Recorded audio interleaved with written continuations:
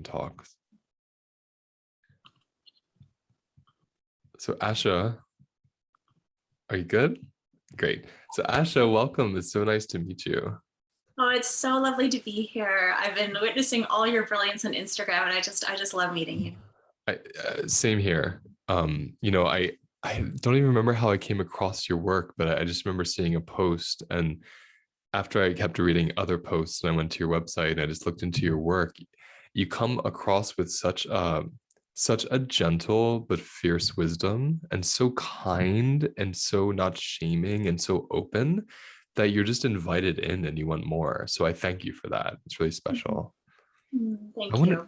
how do you want to introduce yourself? Like, how do you want to tell us where you're from and who you are and what you do, what you believe in? Well, I'll introduce myself traditionally. Nadoy Nagoy of Kay Indishnakas, Ajijakdo Dem, Neashing Agaming and Dujaba. My spirit name is Healing Rainbow Woman. My clan is Crane Clan, and I'm from Cape Croker First Nation. And right now I'm on the lands of the Anishinaabe, Haudenosaunee, and Huron-Wendat peoples. Mm. And I think that when I introduce myself in that way, I feel like we're connecting spirit to spirit. So that's, I hope that awakens an understanding of who I am, even though you don't understand the language. But I really love to connect spirit to spirit and heart to heart. That is probably the core of my work, and the core of my intention of my work. I mean, from a work perspective, I was a practicing homeopath and medicine person for 15 years. I had a private practice, and then started doing more sort of online global circles and offering medicine to a greater audience in that way. But I'd say like my love is still doing one-on-one connection in that way. It really lights me up, and it helps to keep me going. So as a mentor for other healers, ceremony for folks who want to kind of dive deep into their own healing work, because that has been my best way to uncover the treasures and wisdom within. You know, as you were introducing yourself traditionally, I could feel it in my heart.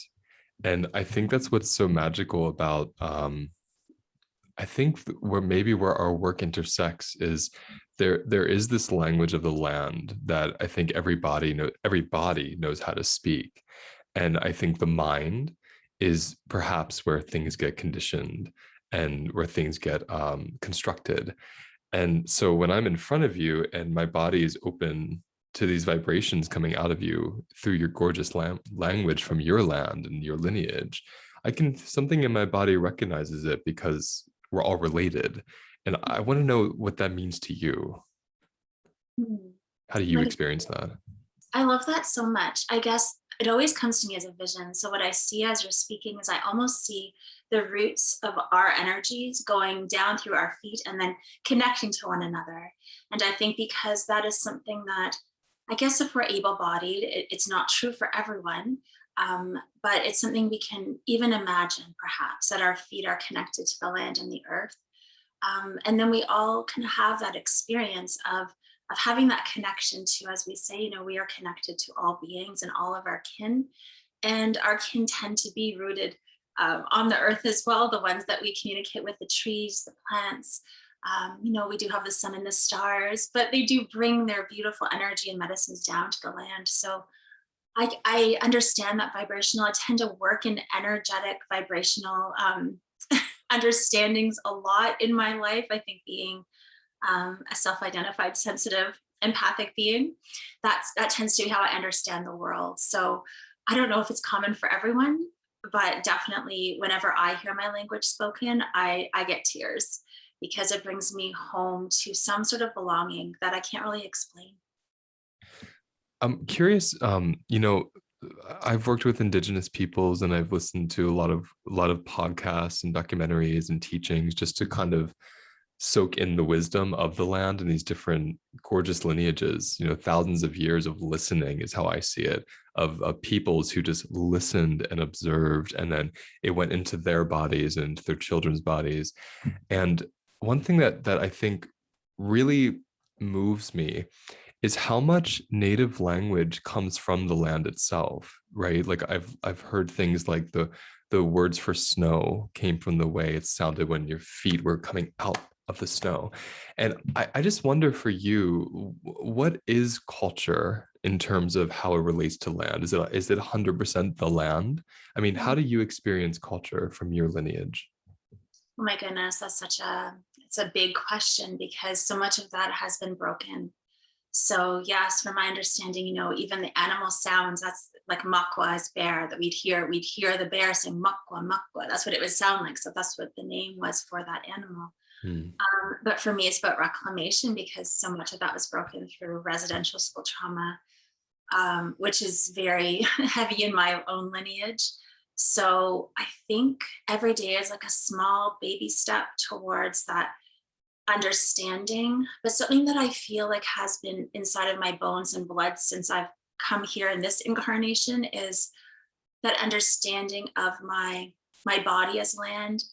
Um, there's something that's just inherent in me that feels like there's that oneness that just has come with me in this lifetime.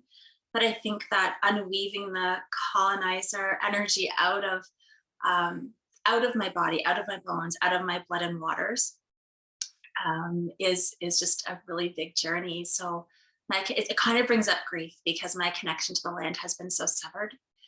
And I think that every day it's just like a intentional way of trying to have that relationship again, even though I know it's there in my bones. See, you said so many beautiful things. That last piece, even though I know it's there in my bones, like I feel chills because that's my experience as well. Is not, I'm mixed ethnicities, many in my blood, many lands, right, have converged in my blood. And so when I was growing up, I felt that same um the animism and the natural indigenous philosophies were just always moving through me, but I had no words for them. My grandfather, who descended from a Taino in Puerto Rico, he never talked about it. It was so shamed because of the cultural trauma there. It wasn't until he was 92 that he actually said, "We're Taino." And so it was like always in my body, but only in the last 2 years I've had any actual context and been able to start reclaiming some of that with some elders that I work with. When you say it's in my body, right? Like that land is still in your body, even though there isn't the context. How do you experience that? I wonder. How do you feel that, or what's that like for you? Oh goodness. I mean, when I go to my home territory, that feeling of home that you just can't explain, even though that's not where I grew up, that's not where I was born. But moving into the waters as an example, water is such medicine for me. I move into the waters of the Georgian Bay and I feel healed. I just feel reconnected, and it feels like my ancestors are all standing there waiting to welcome me. So actually being on my home territory is a very visceral experience and very real experience. But when I'm here on the lands that I'm here on right now, I think it's through different experiences, like paying close attention to the sensations of my body, my dream time, my visions, and that can happen just me taking a walk around the neighborhood. I can start to sort of feel, see, sense, just, I guess, bringing my awareness to those things that aren't the mind, right? To those things that aren't sort of the way that the colonizer has told me what is the best way to show up in the world, which I think that we're all moving through in certain ways, right? Like I believe, and I think I also have shown up as a healer for 2 decades. So I think, and especially as a homeopath, we're concerned about the sensations. Like, how is that for you? How does that feel for you? What's it like for you to experience that? That is my first, and like, that's a really huge lens for me to see someone when they're in front of me. So I also live from that place myself. That really, it's kind of like a sacred understanding of what is coming forward in all of those moments throughout our day. And it takes consciousness, I believe. I'm just, yeah, I just love that. I'm just kind of soaking that in for a moment because I like that you say just noticing the sensations in your body in it with a simple activity like walking around a neighborhood, right? I think it's so profound and so simple, isn't it? You can sit on a rock or you can sit in your car and just look out at the land and just notice what your body's doing without the stories. And what I always experience is the body is just naturally relating to the land. It doesn't wait for us to, it's already doing that. Yet the mind, like we're talking about, especially the colonized psyche, has different experiences that might dissociate or withdraw you from that. But does that make sense? I'm curious for you. Do you feel like your body just knows what to do already if you just give into that? I do feel that. I mean, oftentimes it wants to drop down. Oftentimes, like you'll find me in the forest lying flat on the earth because it's like the earth is a magnet pulling me to lie down. So I've become really good at listening to what my body needs because I've been healing through a chronic illness for a lot of my lifetime. So it's been a practice. But yes, I 1,000% feel that there's magnet. So it's like a magnet pull from all of my kin, always asking me to relate in that way, whatever way my body is calling for. And it holds so much wisdom. All of our bodies do. And I think it causes grief to think. I mean, I think from my own lineage that that has been stripped away, and I think for a lot of us has been stripped away, that disconnection to the wisdom of our body. I think that's the piece that I'm always so interested in, as a somatic therapist, like the work I do with trauma, it's all about where have you lost the relationship to your body? Because the relationship to our body, it is the relationship to our ancestors, because our bodies are our ancestors, right? And they are the rocks and soils and air and waters of the lands. They have the memories of those lands that were indigenous to each person. And I find that so hopeful and beautiful when I think of cultural trauma. And when you discuss the residential schools and colonization, that's a cultural trauma. It's a racialized trauma. It's a social collective trauma. And I wonder, for you, and maybe with your lineage and your peoples, how do you hold that space for grieving or moving through the cultural traumas that you've experienced and your ancestors experienced? Goodness. I think there's so much more support that we need. I think that we need an enormous amount. I see like a huge capacity for us to be able to even look at how traumatic that was. For me, actually, somatic work has been a really important, integral part of my healing journey. So, and I would say, as a whole, I think things like drumming, things like dancing, things that are actually trying to shake that trauma out of our body, being in our bodies, not all of us do those things anymore, but I think that that is just an inherent, like intuitive way of trying to move some of that out of our being and bodies. But of course, that's not always accessible now because many of those things have been broken from us too. So I would say the simple art of listening to drums, powwow drums to me just bring like huge tears down my face because it's like that remembering. And it's like it calls up that trauma to be released. So that is one way for myself that I feel like trauma comes right up and then can be cleared. Even the ceremonial act of lighting a smudge in the morning, that can do the same thing. I can feel those tears. So I think the remembering of some of our rituals and ceremonies will bring those little bits of remembering that brings healing back to this. And then if we have that space where it's like, I am worthy of receiving healing here, I'm going to let it, and I have the capacity to receive this healing, it's going to take up more space than the trauma. But I think there's so much work that needs to be done by all of us for that to be a reality for many Indigenous people. When you say that, I think of something else that you've said in a video that I wrote down. Um, Sitting with our pain, our own pain, allows us to build capacity for someone else's pain. And when you talk about the collective healing around, I would say specifically, as we're speaking here, the cultural trauma of genocide and colonization on the indigenous peoples of the North American continent, we'll say the Turtle Island, right? I think it's so important to kind of speak to capacity, because if I have the blood of a European colonizer in me, and I'm hearing you talk about your experience and your relatives' experience, something in me is going to constrict because I haven't built the capacity to be, not to be blamed for it. I'm a descendant, it wasn't my choice, but to be able to hold both, right? Like, I'm curious if you've ever facilitated those kind of, I don't know if you want to call it a mediation or a healing, or what's that like for you? I'm curious how you hold that for others who aren't indigenous to this land.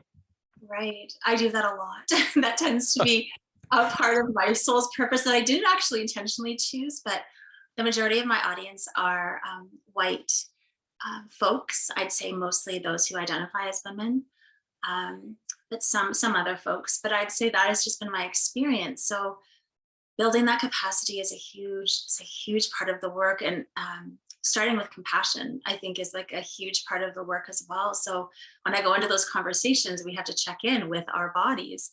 How much space do you have to have this conversation? Are you even able to take it in?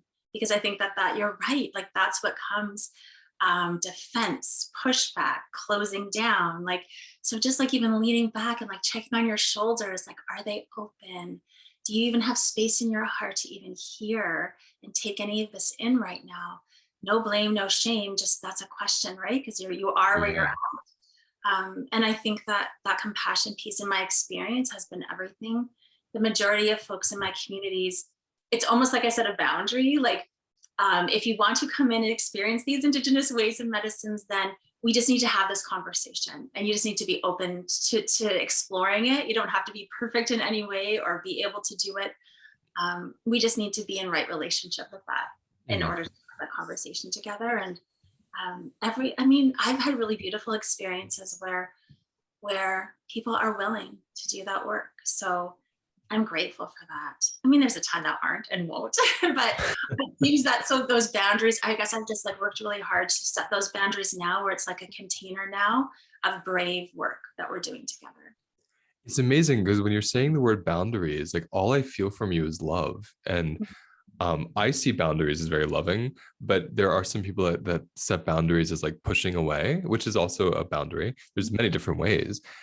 I'm just so curious, how were you just naturally born with like a sense of non-duality where you could sit in a room with people who, ancestrally created a lot of pain for your people? Or do you get triggered? Like it seems so natural for you. I think it could help a lot of people listening how to sit with, quote, the opposer or the colonizer or whatever you want to call it, and not get triggered. Like, how do you manage that?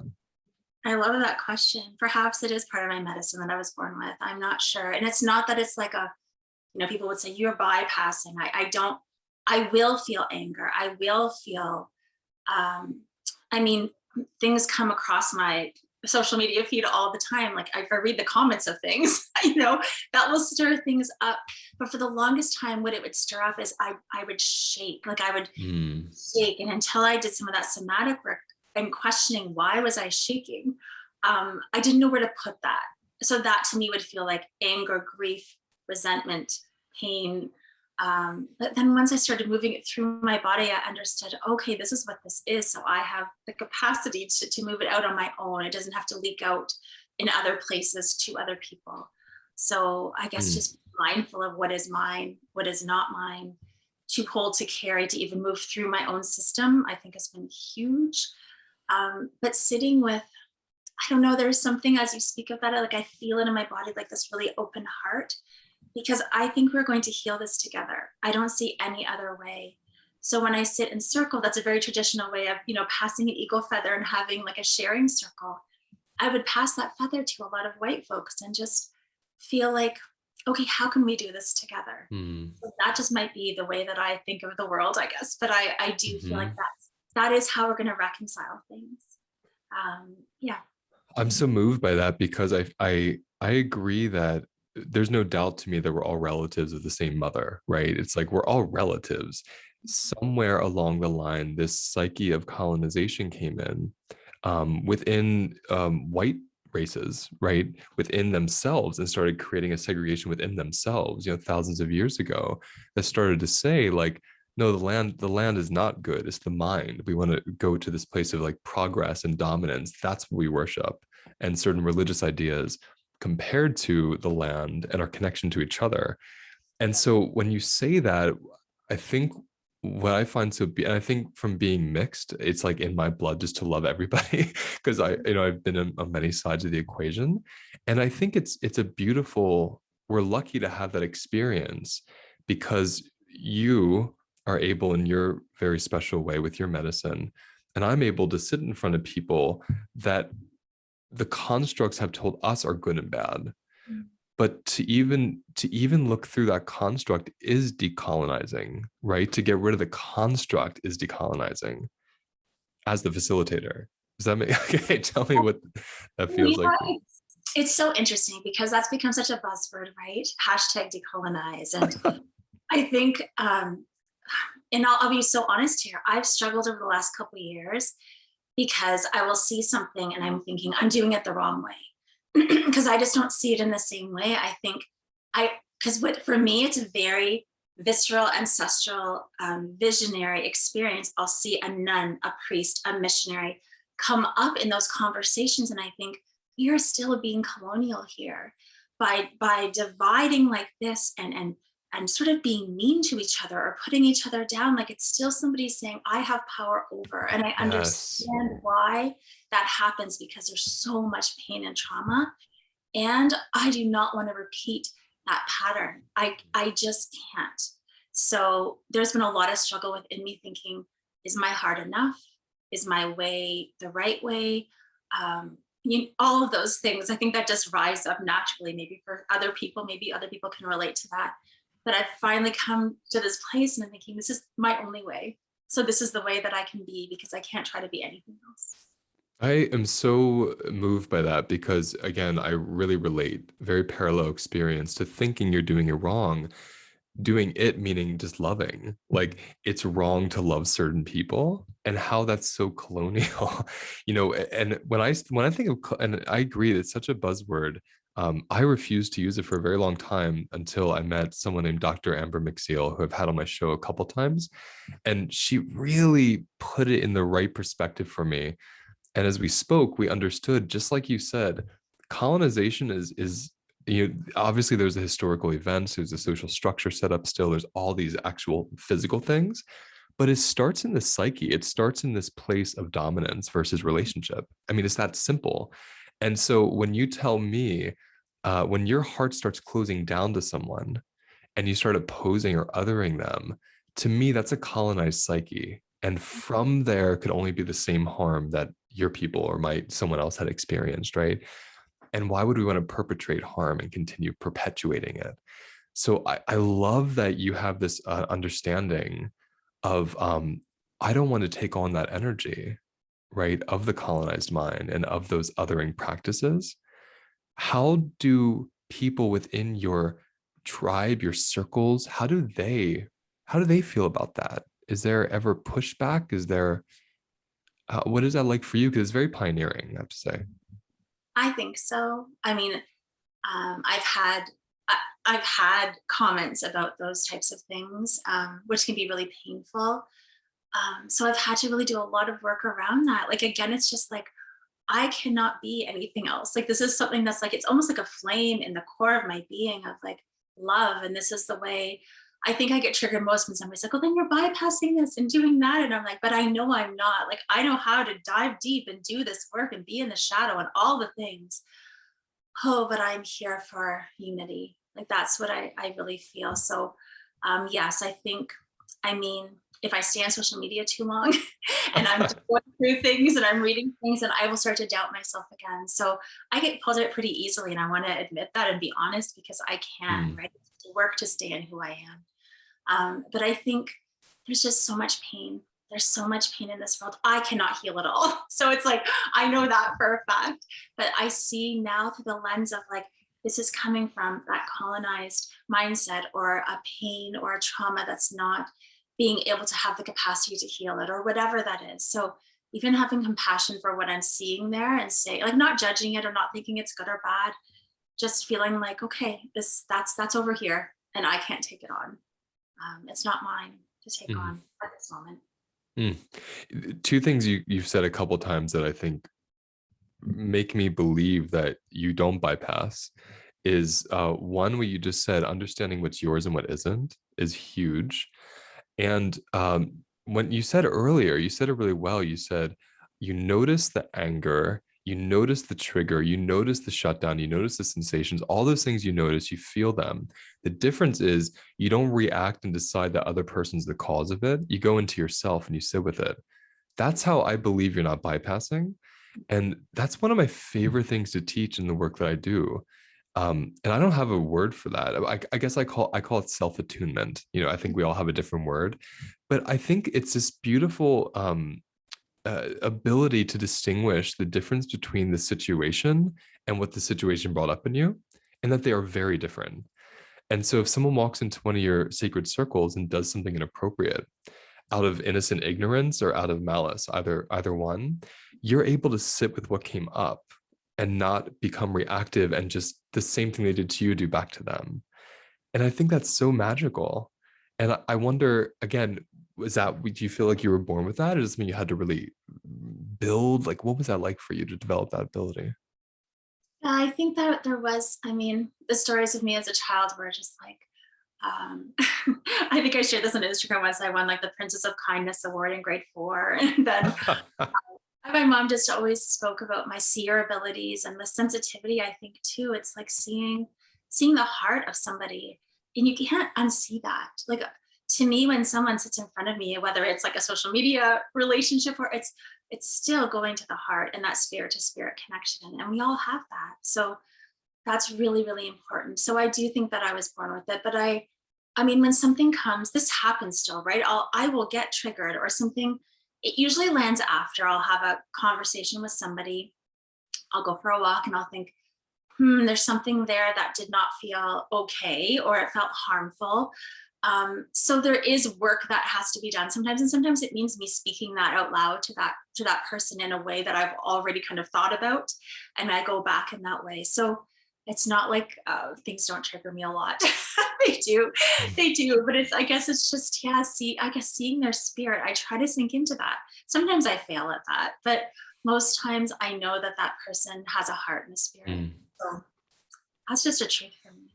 that's so beautiful. You we're almost out of time, and I could talk to you for a while. Um, I think what's coming up for me is I wanted to explore a little bit about, and I know you're probably so tired of hearing about this, so tell me if you are, like appreciation versus appropriation, and what that means to you. And as I'm asking that question, I know, as you know, the importance of people connecting to their indigenous bloodline, because they have that, everyone has one, and we all have this amazing wisdom from them and medicine. Um, what do you say about people who are European or white race or white skinned, however they want to identify, who are using traditions from a different lineage, let's say yours, and through that they reconnect to their indigeneity? Tell me about that. How does this work? And it's so hot and difficult. So complex. It's so complex. Yes. I think, okay, so I can explain from like sort of my body reaction or sensation.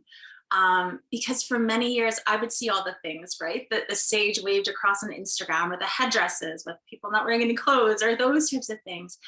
And the things that I guess where I would shake, then that was just eliciting something that needed to be spoken, some wisdom that needed to come and be resolved within me, which I did write a letter about 2 years ago, right? And it was about that dynamic. And I think a lot of Indigenous folks believe that it's very black or white. It's very binary. You are not allowed to take. You're not allowed to have a spirit animal. You're not allowed to all of these things. And for me, again, that's very colonial in its thinking. I'm also not the smudge police or the animal spirit police. That is just not my role here. And for some folks, I think it is. But I believe it's between you and your creator, whoever that connection is for you, how you're going to use these medicines. I also understand why folks are so drawn to indigenous medicines, like Native American medicines, or however you want to say that, because of the beauty and the connection, and we're just searching for connection. Mm, So appreciation to me, and this is only through my experience with my communities, is knowing the land that you're on, the issues that First Nations people have, Indigenous people have, still on Turtle Island, holding that as part of the truth. If you're going to use some of these medicines, just having the fullness of the experience, and knowing the history, knowing what's going on still, current issues. I think those things are very important. Um, if you're going to be kind of accessing some of those that are not sort of yours in that way, I think that's how you can do maybe less harm, because you're not co-opting or taking or using it for your own profit and your own being. Mhm. Um, but again, I think, like, if I was to please everyone, I wouldn't know what their relationship is like with their creator, or what the medicines are using.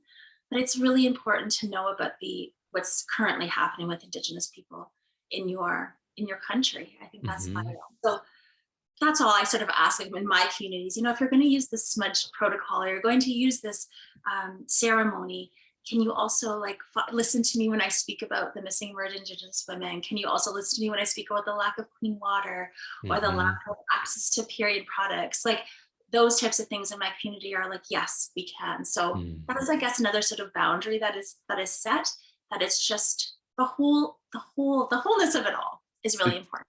it's so whole. As you're saying it, I'm thinking it's just so holistic and healthy to do it that way, right? It's like when I think of modern medicine, you know how maybe a medicine or even an over-the-counter something and kind of like mask the symptom, you don't get to deal with the whole piece. If I'm just using sage, yet I don't understand the laws that are keep prohibiting people 80 years ago from using sage, it was their medicine, I'm not with the wholeness of the lineage of the trauma and the beauty. And I think to hold the trauma and the wisdom, it makes for, talk about that word bypassing, it brings us into a more embodied reality. Right. And then I imagine we start relating to each other from the reality where we are, and then we can rebuild, hopefully, and heal. Yeah, and again, that's not about, like, I'll have a lot of people come to me and say, like, "I'm so sorry for what my ancestors did to you," and I'm just like, "Well, that's not, I mean, thank you, but that's not really where I'm going to say, right?" It's just like, Yeah. how do we bring that? How do we do? What do we do with that now? What do we do with that now? And if we're stuck in shame and guilt, we are not going to take any moves forward. I don't believe. But if we can use that brokenheartedness, I always think about hearts like breaking open to Mhm. allow more love to come through, and that's what's going to nourish, like, our conversations and our planet, I hope.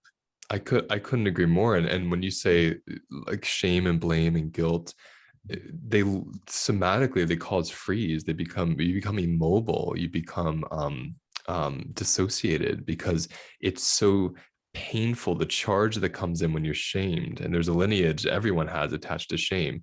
It's, it's universal. We withdraw from situations we can't learn. We can't be honest.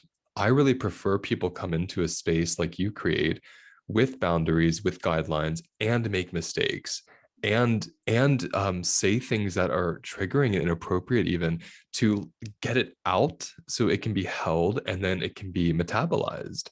Otherwise, there's like a withholding, so you're not upsetting somebody, but you haven't actually learned to transform anything that way, have you? Oh, I love that. I prefer that too. Yeah, that's the wholeness. That's the wholeness. And I think, even as you say, the trauma and the beauty, like, that is within ourselves too, right? Because if we're bypassing that and just sort of living on this in this space where we're bypassing all the trauma, then yes, we're not moving into our wholeness, which is the work that you do so beautifully. So yeah, all of that is just, I resonate with that so deeply. Asha, I would love to have you on again and collaborate with you in some way. I mean, I love the work you do, feels so at home in my body and heart. Mhm. So I really thank you for coming here and speaking to us and giving us your heart today. Thank you for having me. It's been such a pleasure.